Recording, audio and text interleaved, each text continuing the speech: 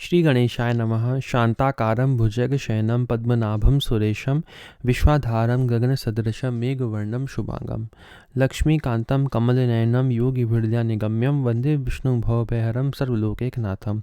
प्रह्लाद नारद पराशर पुंडरीक व्यासाम्बरीश शुक शौनक भीष्मदालभ्यान् रुक्मांगदार्जुन वसिष्ठ विभीषण आदीन पुण्यानिमान परम भागवतान स्मरामि। शुरू करते हैं। श्री कमलाकर भट्ट जी के बारे में पढ़ेंगे। 86वां छप्पे श्री भक्तमाल का। कमलाकर भट्ट जगत में तत्ववाद रूपी ध्वजा, पंडित कला प्रवीण अधिक आदर दे आरज, संप्रदाय सिर छत्र द्वितीय मनो मध्वाचारज। जेतिक हरि अवतार सब पूरन करी जाने, परिपाटी ध्वज विजय सदृश भागवत बखाने। श्रुति स्मृति सम्मत पुराण तप्त मुद्राधारी भुजा, कमलाकर भट्ट जगत में तत्ववाद रूपी ध्वजा। पंडित श्री कमलाकर भट्ट जी ने संसार में तत्ववादी ध्वजा फहराई, अर्थात आपकी तत्व निरूपण शैली अपूर्व थी, सर्वश्रेष्ठ थी, सर्वमान्य थी। आप शास्त्रार्थ, खंडन मंडन एवं शंका समाधान की कलाओं में बड़े चतुर थे।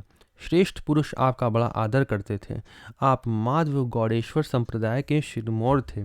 आपको देखकर ऐसा लगता था मानो आप ब्रह्म संप्रदाय प्रवर्तक आचार्य श्रीमद माधवाचार्य जी की ही प्रतिमूर्ति हों। आप भगवान के सभी अवतारों को पूर्ण अवतार ही जानते एवं मानते थे। श्रीमद् भागवत की विजय ध्वजा टीका की पद्धति से श्रीमद् भागवत की व्याख्या करते थे। आपके वचन श्रुति स्मृति पुराण सम्मत होते थे। आप अपनी भुजाओं पर तप्त मुद्राओं को धारण किए हुए थे। एक बार शाक्त ने आकर श्री कमलाकर भट्ट जी से शास्त्रार्थ करना चाहा, लेकिन इनके भक्ति के तेज के आगे वह टिक नहीं सका। वह अपने घर जाकर देवी से प्रार्थना किया कि आपने मुझे कैसे पराजित करा दिया। देवी बोली, मैं तो उनकी दासी हूं। तब शाक्त शरणागति स्वीकार करके भक्त बन गया।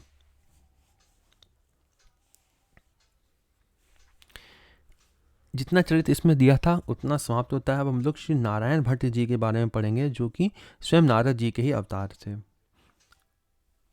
87वां छप्पे है श्री भक्तमाल का। व्रज भूमि उपासक भट्ट, सो रची पची हरि एके कियो। गोप्य स्थल मथुरा मंडन जिते बाराह बखाने, ते किए नारायण प्रकट प्रसिद्ध पृथ्वी में जाने। भक्ति सुधा को सिंधु सदा सत्संग समाजन, परम रसज्ञ अनन्य कृष्ण लीला को भाजन। ज्ञान समारत पक्ष को नाहिन को खंडन बियो, व्रज भूमि उपासक भट्ट सो रची पची हरि एके कियो। श्री व्रज भूमि की उपासना करने वाला श्री नारायण भट्ट जी से लिखा भक्त भगवान ने बहुत परिश्रम करके एक ही बनाया। श्री बराह पुराण में मथुरा मंडल 84 कोस के जितने तीर्थों का वर्णन किया है, काल के ख्याल से वह सभी तीर्थ लुप्त हो गए थे। श्री नारायण भट्ट जी ने उन सभी तीर्थों को प्रकट और प्रसिद्ध किया। यह बात सर्व प्रसिद्ध है और सारी पृथ्वी के लोग जानते हैं। आप भक्ति रसामृत के समुद्र थे तथा सदा ही संतों के समाज में विराजमान होकर सत्संग किया करते थे। आप परम रसज्ञ अनन्य निष्ठावान तथा श्री कृष्ण लीलामृत को धारण करने के लिए उत्तम पात्र एवं नित्य लीला के पात्र थे। ये भगवान की दिव्य लीला होती हैं, उसमें प्रवेश था, इसका अर्थ है। शुष्क ज्ञान तथा कोरे कर्म कांड का खंडन करके भक्ति की स्थापना करने वाला आपके समान दूसरा कोई नहीं हुआ। प्रियादास जी के कवित पढ़ लेते हैं। भट्ट श्री नारायण जू भय व्रज पारायण, जाए जाहि ग्राम तहाँ व्रत करी ध्याये हैं। श्री नारायण भट्ट जी व्रज भूमि के अनन्य भक्त हुए। आप व्रज के जिस भी गांव में जाते वहां व्रतोपवास पूर्वक ध्यान में ये अनुसंधान करते कि यहाँ कौन सा तीर्थ है। ये जहाँ भी व्रज में जाते वहाँ ध्यान लगा के बैठते और सोचते कि यहाँ पे कौन सा तीर्थ है, अपनी दिव्य दृष्टि से, अपनी भक्ति से, ठीक है, ऐसा ध्यान में देखते हैं। तब भगवान श्याम सुंदर ध्यान में ही उन्हें प्रत्यक्ष उस तीर्थ का दर्शन करा देते। फिर भगवान स्वयं उसका तीर्थ का दर्शन करा देते ध्यान में उनको। बोले के सुनावे यहाँ अमुक स्वरूप है, जू लीला कुंड धाम श्याम प्रकट दिखाए हैं। तब ये भी गांव वालों को बुलाकर बताते हैं कि यहाँ पर भगवान का अमुक स्वरूप विराजमान है, यहाँ भगवान की अमुक लीला की है।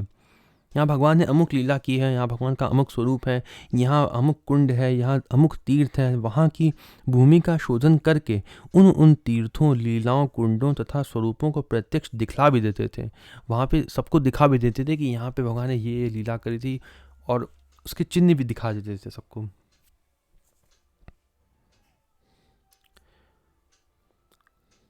ठौर ठौर रास के विलास ले प्रकाश किए, जिये यूं रसिक जन कोटि सुख पाए हैं। साथ ही भगवान ने जिस जगह जो लीला की है, रास मंडलियों द्वारा आप उस जगह उसी लीला का अभिनय करवाते। ब्रज में जगह जगह आपने रास लीला का अभिनय करवाया, जिससे कि रसिक जनों को कोटि गुणित अधिक सुख मिला, मानो उन्हें नवजीवन प्राप्त हो गया हो। मथुरा ते कही चलो, बेनी पूछे बैनी कहाँ, ऊंचे गांव आप खोदी स्रोत ले लखाए हैं। एक बार आप मथुरा में विराजमान थे। माघ का महीना था। बहुत से लोग तीर्थराज प्रयाग में श्री त्रिवेणी स्नान को जा रहे थे, जो संगम होता है ना गंगा यमुना का, उसमें जा रहे थे कुंभ में। आपने उन लोगों से कहा कि चलो मैं दिखाऊं, श्री त्रिवेणी जी तो व्रज में ही हैं, फिर आप सब क्यों कर अन्यत्र जा रहे हैं। तब लोगों ने आश्चर्यचकित होकर पूछा कि व्रज में त्रिवेणी कहाँ है। आपने कहा ऊंचे गांव में है। फिर आप सबको अपने साथ लिवा लाए एवं भूमि खोद कर श्री त्रिवेणी जी के 3 स्रोत सबको प्रत्यक्ष दिखा दिए। इसके लिए और अन्य बातें दी हुई हैं। स्रोत ले दिखाए हैं। कहाँ पे दिखाया? तो वह तीर्थराज प्रयाग में जाने वाले जो लोग जा रहे थे तीर्थराज प्रयाग में, तीर्थ यात्रियों को रोक कर बरसाने के निकट जहाँ श्री ललिता सखी जी का प्रादुर्भाव हुआ था, ऊंचे गांव में श्री त्रिवेणी का दर्शन कराया। ऊंचे गांव में उसी समय तीर्थराज ब्राह्मण का रूप धरकर शास्त्रार्थ करने आया। श्री नारायण भट्ट जी श्री नारद जी के रूप में प्रकट होकर 7 दिन तक शास्त्रार्थ किया। तब स्वयं श्री त्रिवेणी जी ने प्रकट होकर समाधान किया कि मैं श्री राधा कुंड के प्रादुर्भाव के समय आवाहन करने पर आई, तब से मैं व्रज में ही रह गई। जो लोग यहाँ की रज एवं जल से अभिषेक आदि करेंगे, उसे त्रिवेणी स्नान का ही फल मिलेगा। अब आगे थोड़ा सा विशेष चरित्र दिया हुआ है, उसको पढ़ते हैं। श्री नारायण भट्ट जी का प्रादुर्भाव विक्रम संवत 1588 वैशाख शुक्ल 14 श्री नरसिंह चतुर्दशी को दक्षिण भारत के मदुरा नामक नगर में भृगुवंशी दीक्षित ब्राह्मण श्री भास्कर भट्ट एवं माता यशोमती के यहाँ हुआ था। बड़े भाई का नाम गोपाल भट्ट था। मथुरा मंडल के लुप्त तीर्थों के उद्धार के लिए भगवान ने देवऋषि नारद जी को श्री नारायण भट्ट जी के रूप में भेजा। आपने बचपन में ही निज पितृव्य श्री शंकर भट्ट जी से ही वेद वेदांत का अध्ययन किया। 12 वर्ष की अवस्था में ही अध्ययन पूर्ण हो गया। केवल 12 वर्ष की अवस्था में पूरा अध्ययन कर लिया वेद वेदांत का। ब्रज दीपिका नामक ग्रंथ का प्रणयन घर में ही किया था। एक दिन श्री गोदावरी जी में स्नान आदि से निवृत्त होने पर श्री राधा माधव युगल ने प्रकट होकर दर्शन दिया एवं ब्रज के तीर्थों के उद्धार के लिए आदेश दिया कि मेरा श्री विग्रह ही ब्रज के लीला रहस्यों का बोध कराएगा। ऐसा कहकर स्वयं लाडलीय नामक श्री विग्रह के रूप में विराजमान हो गए। श्री ठाकुर जी के आदेश होने पर ब्रज में 2.5 वर्ष में पैदल श्री गोवर्धन राधा कुंड में पहुंचे। 2.5 वर्ष तक पैदल चले और यहाँ पहुंचे राधा कुंड में, गोवर्धन में। उस समय श्री राधा मदन मोहन वहीं विराजमान थे। श्री सनातन गोस्वामी एवं श्री कृष्णदास ब्रह्मचारी सेवा में थे।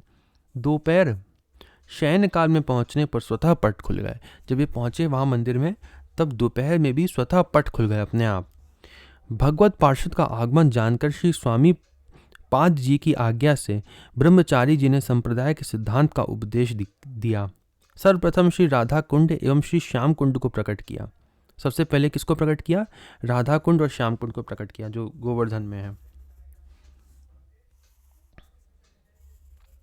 दिल्ली के अकबर बादशाह के आदेश से कोषाध्यक्ष टोडरमल ने आकर श्री नारायण भट्ट जी की आज्ञा से सभी तीर्थों का सुंदर निर्माण कराया। बरसाने ग्राम में श्री श्रीजी एवं ऊंचे गांव में श्री रेवती रमन बलदेव जी आपके प्रकटित विग्रहों में अति प्रसिद्ध एवं परम पूज्य हैं। इनकी सेवा आप स्वयं करते थे। कालांतर में पिताजी की आज्ञा से विवाह किया।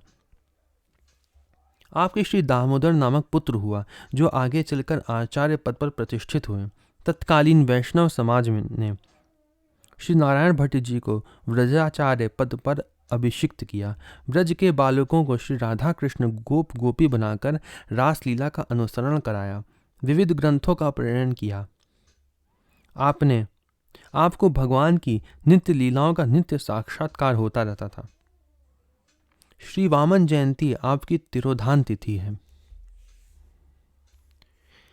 अब पढ़ेंगे 88वां छप्पा श्री ब्रज वल्लभ जी। नारायण भट्ट जी के बारे में इतना ही दिया हुआ था।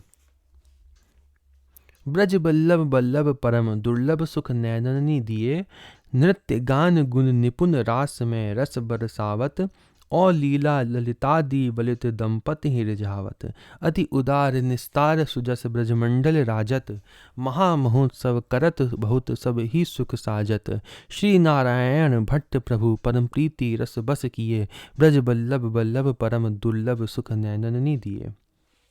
श्री ब्रज वल्लभ जी सभी को अत्यंत प्यारे थे, क्योंकि आपने सभी के नेत्रों को रासलीला का परम दुर्लभ सुख प्रदान किया। आप नृत्य गान आदि गुणों में बड़े प्रवीण थे। रासलीला में आप अपने कौशल से रस की वर्षा करते थे और श्री ललिता आदि सखियों के सहित दंपत्ति श्री युगल किशोर को रिझाया करते थे। आप स्वभाव से बड़े उदार तथा प्राणियों का भव से निस्तार करने वाले थे। आपका सुयश संपूर्ण ब्रजमंडल में व्याप्त तथा शोभायमान है। आप बहुत से महोत्सव करते थे, जिसमें सभी को परम सुख मिलता था।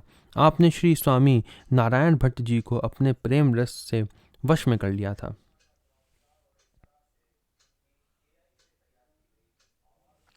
एक बार रासलीला में श्री ललिता सखी का स्वरूप धारण कर श्री प्रिया प्रियतम को रिझा रहे थे। उसी समय अचानक पेट में असहनीय पीड़ा हुई, अतः श्रृंगार घर में चले गए। इन्हें सेवा से वंचित जानकर स्वयं श्री ठाकुर जी इन्हीं का रूप धारण करके नृत्य किया। बाद में इस रहस्य का भेद खुला।